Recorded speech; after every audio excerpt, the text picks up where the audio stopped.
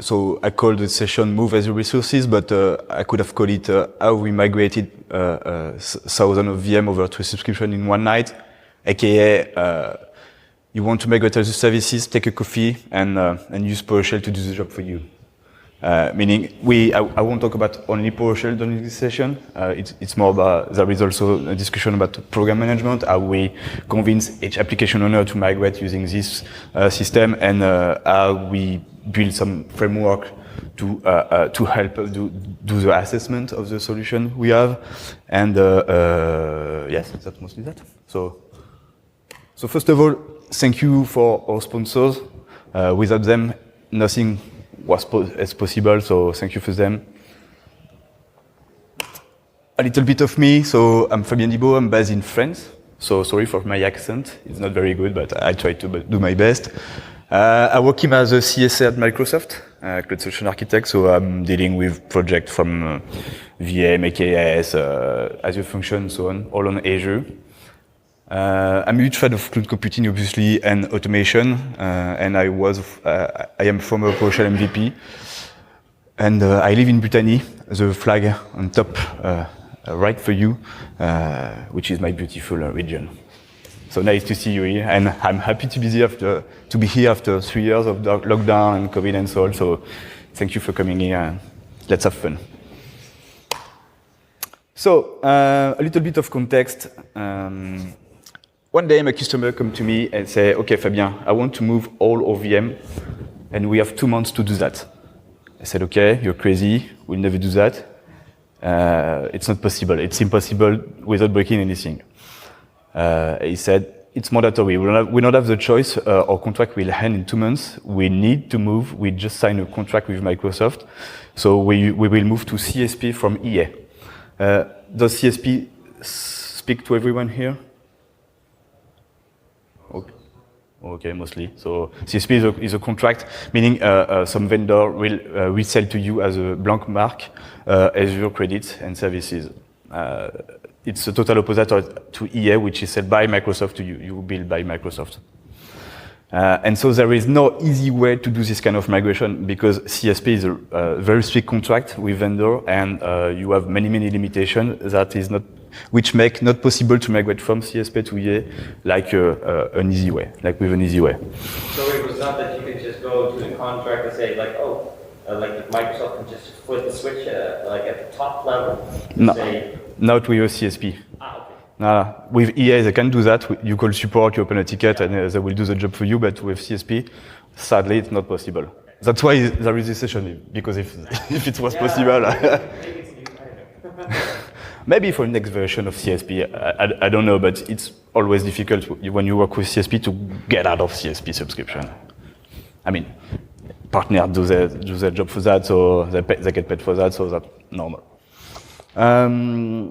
So customer had a classical hub and spoke subscription architecture. One hub subscription with all NVA, application gateway, API management, and those kind of services. And we had 3 subscriptions: one for dev, one for non-prod, and one for prod.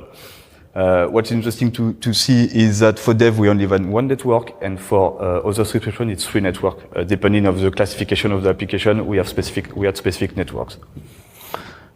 No rollback possible. I mean, when you want to move, it's a move. They don't want to come back to CSP after that, so we had this 2 months to prepare, to migrate, and to test everything, and after that, it's done. It has to be finished and functional.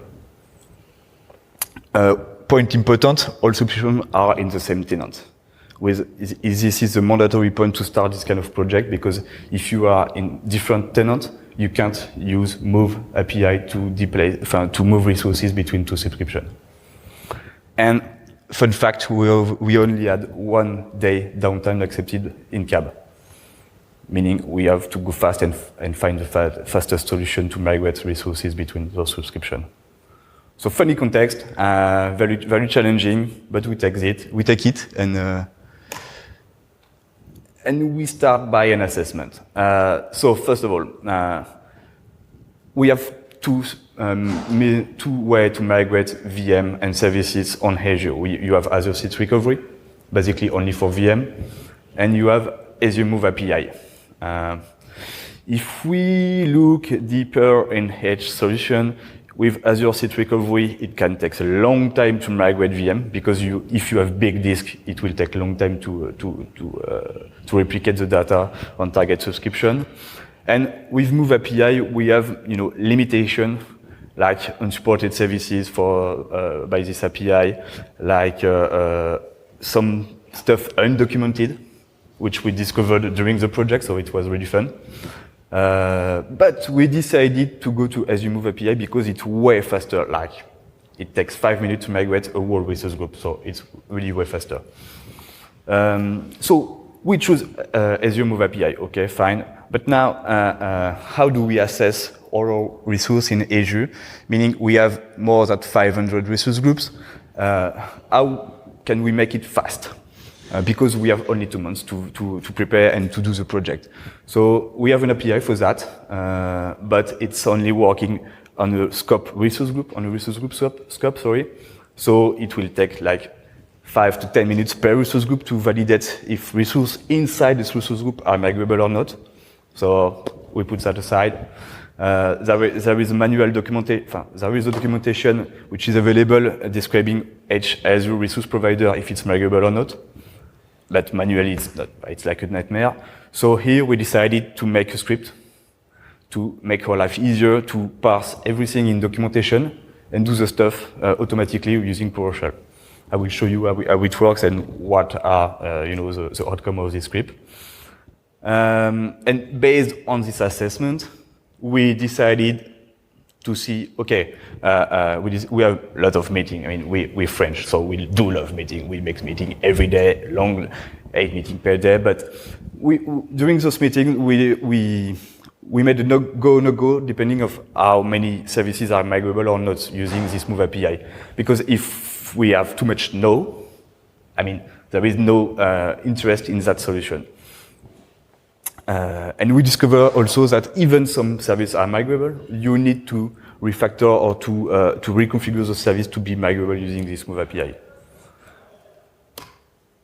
So I do love when the plans come together, and that typically is the case because we thought everything was perfect, and the deeper we do the POC, the deeper we discuss with vendors, the deeper we discuss with Microsoft support also, because sometimes there is nothing in documentation and we need to understand how it works.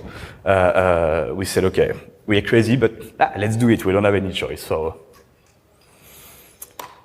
we made some little preparations first.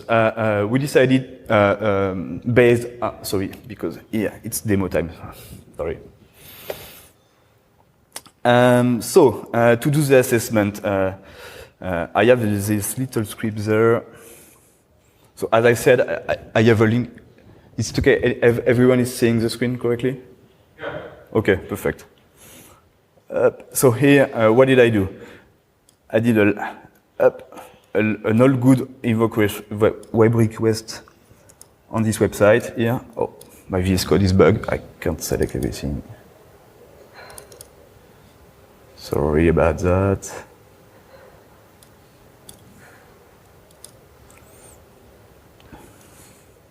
Because if I go to this website, what do I have? Tech.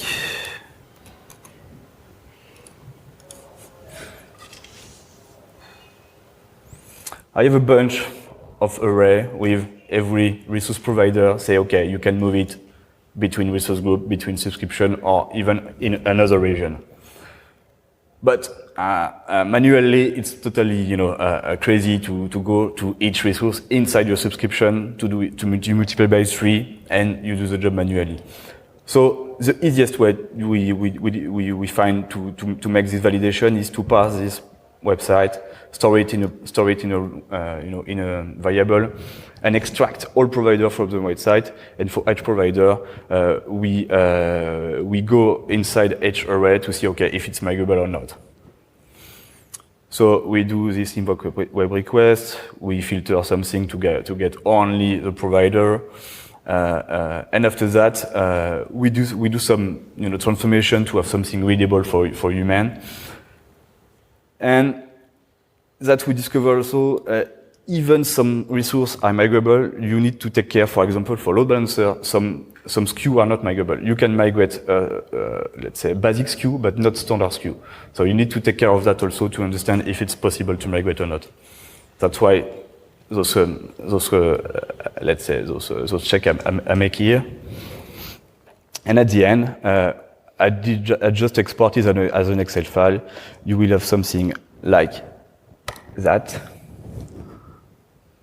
Oops, sorry. And you see here, I have in my column D, I know if I can migrate this resource or not. Alors, some resources like Azure Arc are not yet part of the website I showed just before, and they are not migrable. So don't care about Azure Arc resources, it's not possible to migrate. So for my project, I only need resource starting by ADC3. So those one. So I'm lucky enough to have all resources migrable. It's for demo purpose, but because in real life it never works like that.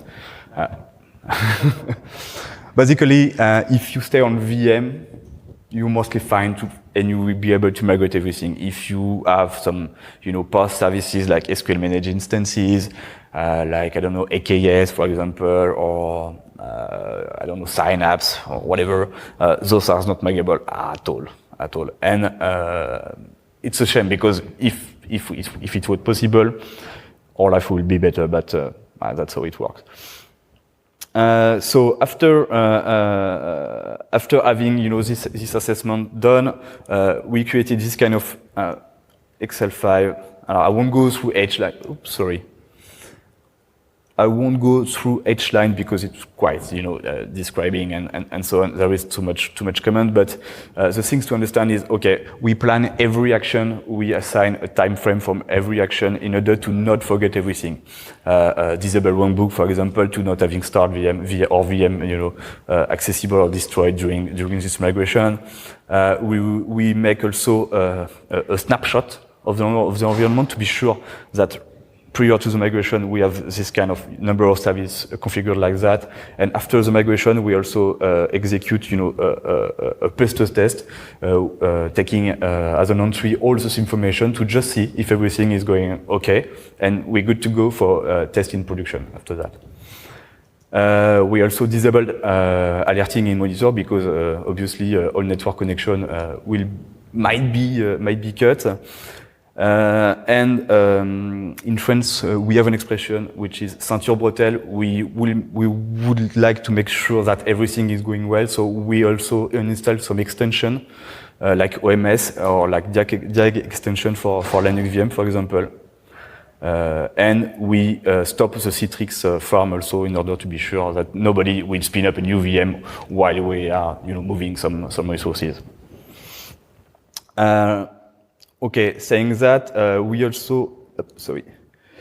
decided after that after we saw that NVA are not migrable, after we saw that API management are not migrable, after we saw that express route are not migrable, everything in the hub was non-migrable or difficult to migrate. So we decided to recreate it from scratch. Why did we that also? It was important because prior to the migration, we have time. We have 2 months to recreate a subscription, to validate everything, to backup configuration in the actual production environment. So for us, it was easy to recreate everything starting from ARM templates. Biceps wasn't existing at this time, so it's ARM template. So for us, it was safer to do that. We had time to reconfigure Citrix farm also. We had time to reconfigure application gateway. But please, before doing that, make sure that your ARM templates are exactly the same as what you have in production in your environment, because sometimes, technician will just change a bit of left or a bit of right and add some configuration, and we end up into situation where we had a drift of configuration in the new environment and we didn't know what was happening. So one thing to take attention on. Another thing we did is to create obviously new subscription in the EA, and interesting thing do not forget to recreate airbag custom roles because you will need them. Another thing that was quite long to do is to alert all application owners, maybe to identify them, because we had like thousands of applications, and anytime we didn't find anyone running this application, so it was quite difficult to convince everyone that the migration day will be this day and not another one. Yeah, a good culture also is to assign quota in your subscription, because by default you have quite nothing, and you don't want to be stuck by this kind of problem during your migration. As you will have to delete some past services to backup them and to delete them, please make sure that you have a DNS team engaged to recreate record in DNS server, as well as knowing which VM will need attention in terms of reconfigure connection string, for example, inside them. And of course, after that, we did like many POC, like really many POC, in order to be sure that everything is aligned, every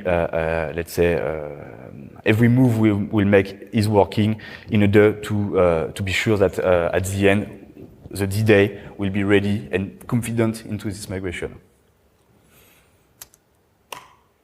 So this migration occurs. Yep. How often do you have to do migration versus simply doing like a billing change on the subscription? Yeah, you can do that on CSP subscription. Yeah, like CSP to POIG and such. I'm sorry, so the question is like how common, like how often do you have to do migrations versus just doing a billing change when moving customers? Sorry, I don't get the question. That's okay, just go ahead and move on. Okay, we can discuss together. Yeah, okay. So yes, this migration was made in six steps, not 5. First of all, as I said, we take a snapshot of actual configuration. We back up Airbag, we move service, we restore Airbag.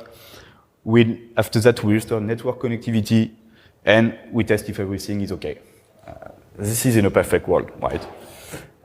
Because I will say that later. So to back up Airbag, sorry. Okay, cool. To back up Airbag, I did a little script to do that. It's really, not something complicated. Basically, you connect to your subscription, you get all role assignments on the scope you want.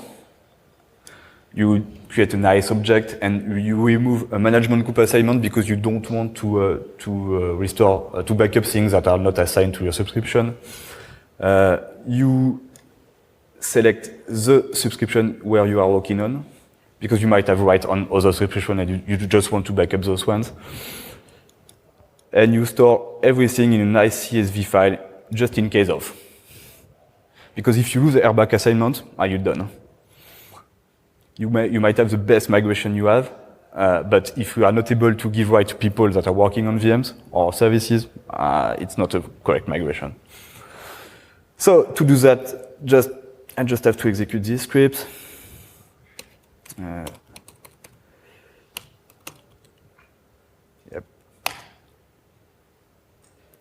It's pretty fast because I have only 2 or 3 role assignments on this subscription, so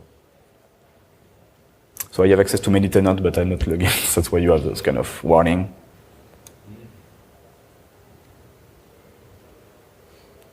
Okay, only 2 role assignment fans, so that's not so much. And I mean, it's quite fast to back up even like 100 of role assignment, because you don't have to validate each account in Azure ID or whatever, so that's quite fast. Restore is another story, but backup is fine. And after that, I need to do a snapshot of my environment. So to do that, I make a little script and name which will create this hash table data. So the name to execute it, I think it's new hash table. No, that's not that name. New migrate hash table data. So basically, it will just parse every resource groups, get information inside, and build a nice hash table that I can load as a data after that. That's mostly all. So it's quite slow, right? Maybe it's Wi-Fi. because, yeah, you know, it's demo effect, right?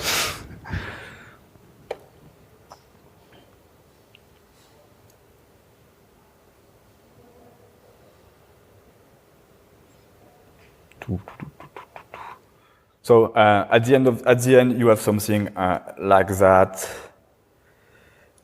So a nice data file with every resource group, and inside each resource group, you have the name of your VM, the IP, the subnet, the status of the VM, every disk attached to this VM, and mostly, yeah, it's the same thing for everything. It will list storage account, etc., etc.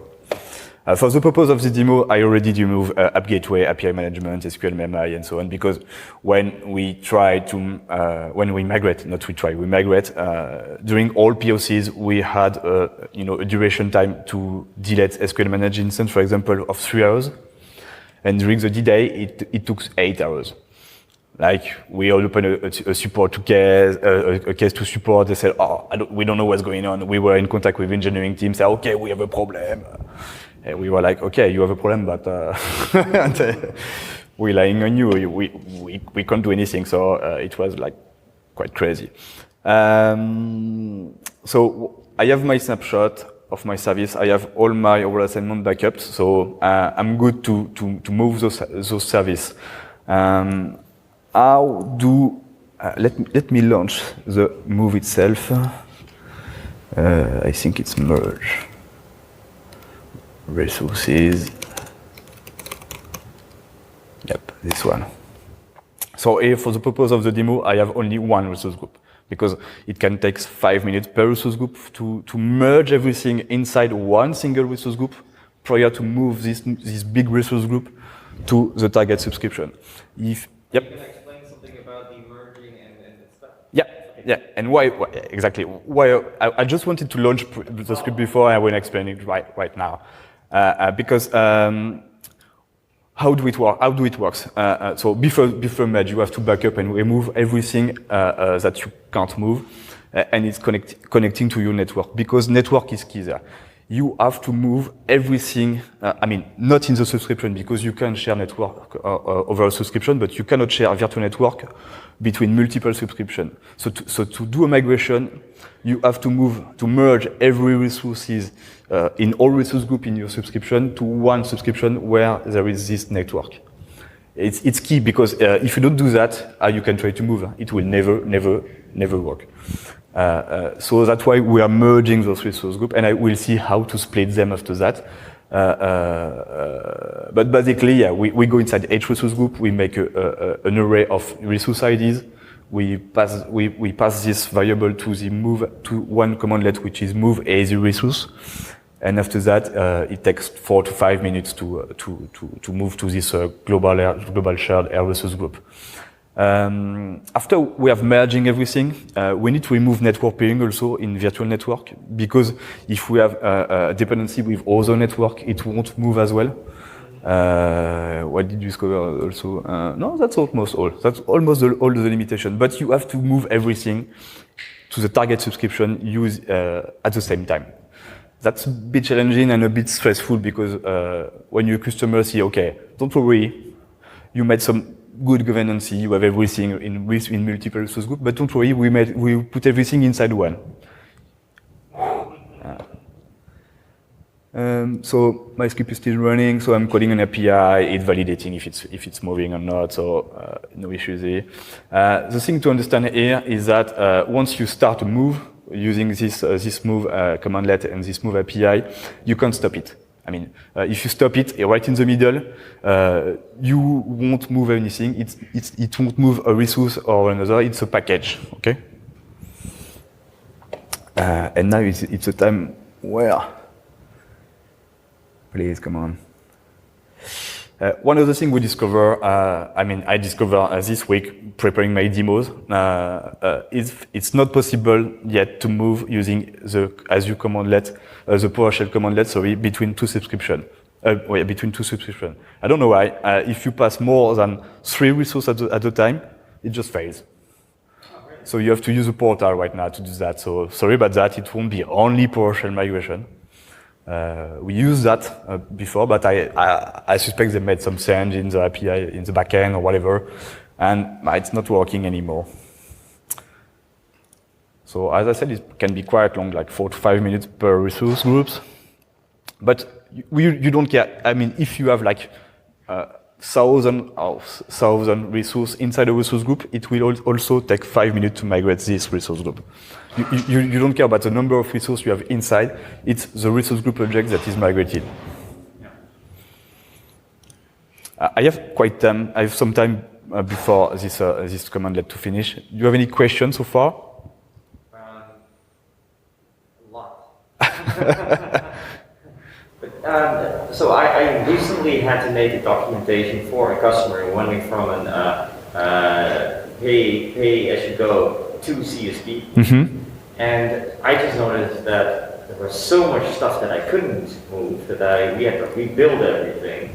But I just didn't quite get why we had to move everything for the resource group. Because you said that's how it's done. Yep. But what's the do you know what the logic behind it is? Because I could just say these are the resources, move them to these 2 new resource groups, but that's not possible. Yeah. I didn't understand why. Yeah, I don't know. Also, I mean, we try to discuss with product group, the product group behind this API, but there is many product group, and the just thing we discover is that the network is key. I mean, you can share network between subscription. That's why, as soon as you have resources attached to a virtual network, you need to move everything at the same time. That's why. And if someday someone at Microsoft say, okay, you can share VNet across subscription, you don't have to merge everything. You can move resource group per resource group, and it will work like a charm. So, as I said, 4 minutes and 50 seconds. So, obviously, by chance, I only one resource group. So now, if I go to my portal, I go to my shared resource group where I have my VNet. I have my VM, which is here, with all things there, and my Vault. Yes, something about VM. If you want to move VM across subscription, you need to remove restore collection point into your backup Vault also. You don't remove data. Data are still there. Sorry, you said you have to move them? You have to delete them? The restore collection point, yeah. I mean the link between the snapshot and the VM. Not the data itself, right? Okay, so now I have everything. I have my private endpoint, I have backup Vault, I have my VNet, my energy, blah blah. So to move them, just select them, up, and let's move to another subscription. So I will select one of my colleagues' subscription. I have already created the VNet at target, which is this one. So here, what will happen? It will do some kind of validation if the move is possible or not. Normally, it should work. But you can do the pre-validation with PowerShell or with an API. Is that the same thing as doing it? Yeah, that's exactly the same API in the backend. Okay. Yeah. What is interesting, if I use this validation only here, I mean, it will be faster because I only have one resource group to validate. So it can take like few minutes, as it's right in there. What are the next steps? Next step is I will have my resources migrated in my new resource group, in my new subscription. What I need to do is I need to split those. I immediately need to recreate everything at target. I mean, not everything. Every stuff that I deleted in source subscription, I need to recreate them as fast as possible in order to let them time to recreate. And for example, managed instance is like 3 hours to recreate one. If you have multiple ones, it can take like forever. Application gateway are faster now, but at the time it was 45 minutes to create one. You need to apply the new configuration. It can take also longer. So as soon as resources are migrated to the target subscription, you can start working on it in order to gain time into your migration. You can also recreate the network peering if you want, because now your VNet will stay the same, and you don't have to move it. Sorry. So let's go back here. So validation still pending. Okay. Let's see what will happen here. I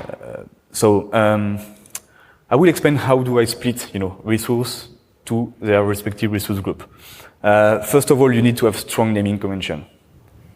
And what if they don't? You're bad. That's usually what's going on with most of the customers. It sucks. Yeah, but you have to find a key or pivot to choose on which resource group which service should go, because without that you have no clue about how to do it. There is maybe a solution if you save everything at first in a CSV file, for example, on EV. You can maybe use that as a source for your split into the subscription. Can you put it on tags? Yeah, maybe. Yeah, because tags are migrated also with the VM, with the services itself. So, sorry. But we didn't have to do that during this migration because we have like a strong naming convention. Each service in Azure has an application name inside it with some digit and letter to let's say to validate the environment where the service should be placed. So to do that, we did this kind of script. Where is split resource? Yeah, this one. So as I said, you see, knowing my naming convention, I just have this ugly regex. Sorry, hopefully Matthias is on here because he would have beat me saying that. I have my data center name, my application name, and such later. Windows, Linux, Postgre, app service, SQL, blah blah, and so on. This represents the environment. 0 is for production, 1 for pre-prod, 2 for qual, and 3 for dev, for example. And so thanks to that, I'm able to split every services in their respective resource group. But you have to find a way to do it for your customer, because there is no magic here or whatever. It's there is some brainstorm to do in order to find a good way to do it. And after that, it's just I just do a move here with every resource that I need to move. Let me check if validation is done. Yeah, great. I understand that tool and script, blah blah. So here we need to wait again 4 to 5 minutes. I don't know if we'll have time to do that. What I wanted to show you is how to restore a back also. So it's basically really simple. You just you need 2 variables, three. The CSV backup file you had created before, the source subscription and the target subscription. Using that, we can load the CSV file and change the subscription in the scope. Like that. It's where it is. Sorry. It should be there, but sorry about that. I don't remember where it is. Do you already create the resource group already? Yeah. You move and you already put the RBAC on it before you move everything? No, I created the resource group first because I have a script that back a resource group and tags and recreate them on the other side. And after that, I need to move my resources before applying RBAC because I might have a role assignment on resources themselves. Oh, I thought if the RBAC is already there and then you're moving it, does it get the RBAC then? Nah. You have to back up RBAC and restore RBAC after. Oh, because they have RBAC on the resources? Yeah, sometimes, yeah. You don't even know what I saw sometimes. So yeah. RBAC cannot apply only at resource group level. It can be, at service level. Even inside some service, you can apply some RBAC. For storage account, for example, you can go really deep inside it. So for the purpose of the demo, I have only RBAC assigned to resource group, so I can start the script there. Maybe on this window. Yeah, back.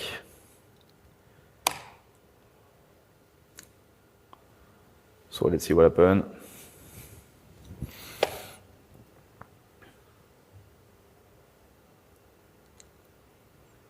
So Microsoft just changed the way to authenticate to Azure AD, so I might have to upgrade the script with API. So my first assignment is done, and the other one is not found because I think I don't have recreated my custom world. So sorry for that. I should have done it before. Sorry. But yeah, now my back are restored. My resources are in the middle between both subscription. I might not have time to test everything. It gets locked, right? Now. Yeah. The resource group is locked. Yeah, you cannot do anything, right? No, you cannot do anything. Yeah, obviously, because if not, you can have problem, right? It's not locked, but you can't do anything on it. There is no lock put on the resource group, but you can't do anything on it. If you try a new deployment in the resource group, you won't be able to do anything. And what happens when the move fails? It never fails. The documentation said that then after 4 hours or 4 hours, then it will be just get back to the old one. I never face this, again. What support told me about that is that even if there is some error right in alert with this little thing here, in notification, some error are just false positive or false negative, and I never saw it fade. Oh. And we did many POCs, so it seems something reliable. But we never know. So bad we can't even see the split. Sorry for that, because it will take way too long. So yeah, finally it moved, but not totally. A few lessons learned here. So subscription needs to be in the same tenant. I will put it in bigger windows. Yeah, subscription needs to be in the same tenant. It's mandatory. You can't do anything without that. It's the only solution to migrate CSP to an EA. An easy way. You need a strong naming convention for splitting resources after the migration. One big limitation: you can't move marketplace items. So even if it's VM for marketplace, you can't move them. Use API to validate migration can take forever. So that's why we decided to go for manual validation with a script. So not so manual, but with a script. Take time to decide if you want to make a go no go on this project, because it's really a complex project. Have a plan to prepare non-migrable resources and services. Be sure that your ARM template, Terraform template, or Bicep template are accurate and up to date. Network is key. Virtual network is really the key of your migration. As I said, you can't share, virtual network between subscriptions, so you will face problem if you want to migrate only one VM without VNet, because you can't detach VM from a VNet, at least from one VNet. You can only move one resource group at the same time on the target resource group, so difficult to parallelize that. But you can do it with other networks. You can do it with multiple subscriptions at the same time. Don't forget that it's a big project that many teams will be involved in. The application teams, network teams, DNS teams, and so on. So you're not alone. You need a strong project management if you want to make it a success, for sure. And involve Microsoft support just in case, because sometimes it fails. And you don't have access to backend. You don't know what's happening in the backend of this API. So if there is something that is broken, my advice is to prepare it with support, to make a call, to say, okay, this day we need someone that is aware of this project and can help us just in case. Let's see if the movers is finished in the portal. Not yet. 7 minutes. It's faster using PowerShell than the portal, right? Maybe they're not still there anymore. Yeah, they're not there anymore. Let's switch subscription. I think it was GSMO. And you see, this one. So they may be there right now. Okay, the move is not done yet in the portal, but resource has been migrated without any issue. Does the VM get rebooted? Or it stays the same status as it was before. Okay, so you see, we have an error, but it's a false negative, right? Because all move in provider succeeded. It's not by that, but I mean, it's just, support said us that it's just a timeout to write information into an SQL database in the backend. So here, they said no issue. You can go there and nothing to see. Yeah, but you know it's fault negative. Yeah. So here I can launch my split resources. Let's go split resources.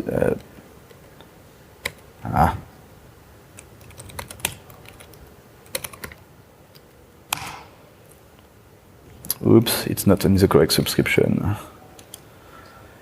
I think it should be this one. Tac.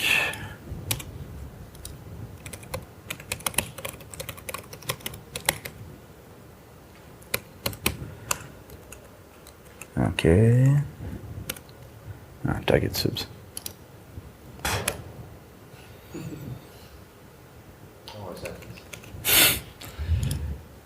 So my subscription GUID is this one.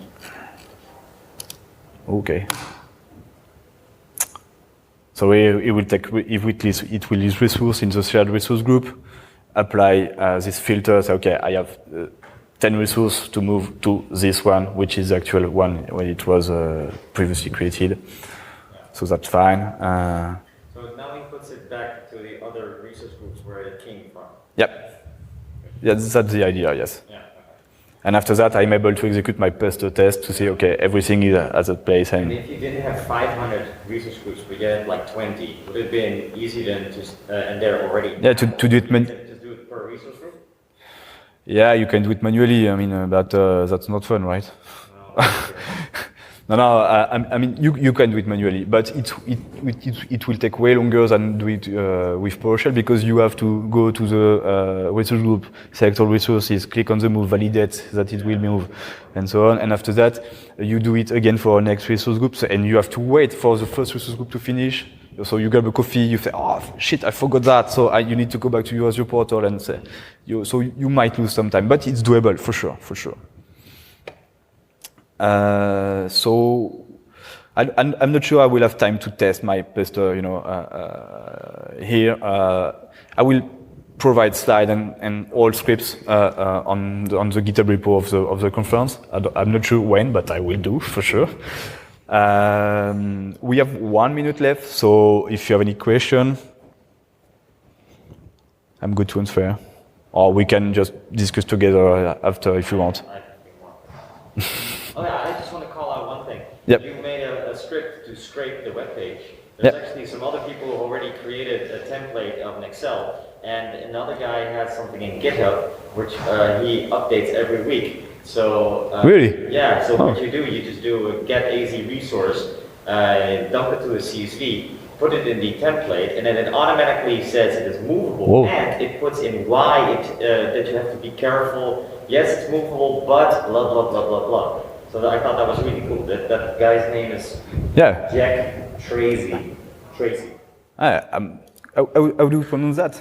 It's on GitHub. Yeah. Jack. Yeah, this guy. Jake Tracy. Okay. Yeah, great. he created a whole template of this, and with a whole explanation on how to do that. I'm not sure if he has that also in a whole blog. I'm not sure if it's that one, but I think so. It's this one. Yeah, Jack Tracy. Yeah, it looks this one, repository. Oh, he works at Microsoft. There you go. Yeah, is when put it in somewhere, but we can look that up. Yeah, I think that's something I need to check. I thought it was really good. Yeah, so we're done right on time. Sorry, I did not have to finish all my demos, but hopefully you enjoyed a little bit this session. So thank you very much. Enjoy the rest of the conference.